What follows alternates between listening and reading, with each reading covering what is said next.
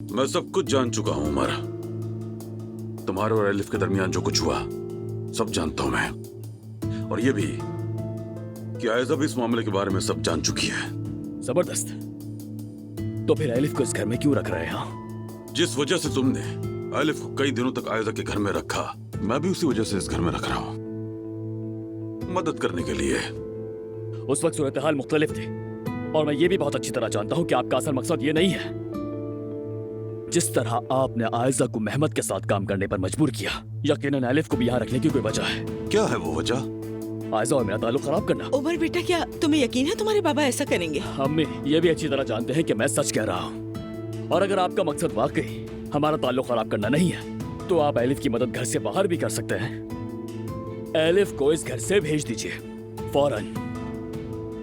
ये मेरा घर है उमर साहब, मैं ही फैसला करूंगा कि कौन जाए और कौन रहे। एलिफ इस घर में नहीं रह सकती। आयजा को मजीद नाराज नहीं कर सकता मैं। क्या आयजा नाराज हो जाएगी? आयजा मेहमत के साथ काम ना करे, एलिफ इस घर में ना रहे, क्या मैं तुमसे हुक्म लूंगा? सुबह सुबह मेरे घर आकर वजाहतें मांग रहे हो मुझसे? मैं आपसे वजाहत नहीं मांग रहा, बल्कि मैं आपसे रिक्वेस्ट कर रहा हूँ। हाँ, अगर आपको मेरी बातें इतनी बुरी लग रही है तो सिक्योरिटी को बुलवाइए और बाहर फेंक दीजिए मुझे यहाँ से। उमर बेटा, तुम्हारे बाबा ऐसा नहीं करेंगे। बिल्कुल करेंगे, बल्कि कल ही इन्होंने कंपनी में सिक्योरिटी से कहा कि मुझे अंदर ना आने दे। क्या पापा, क्या ये सच है? हाँ ये सच है। अब मैं क्या बोलूं?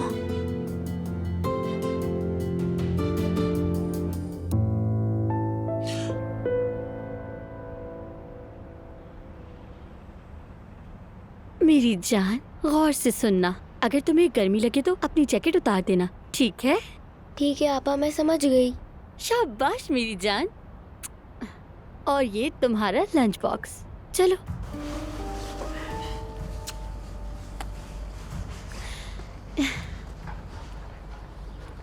जो मेरा ना हुआ वो मैं किसी और का भी नहीं होने दूंगा।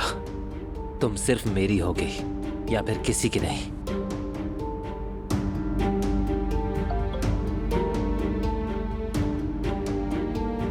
कहाँ हो तुम?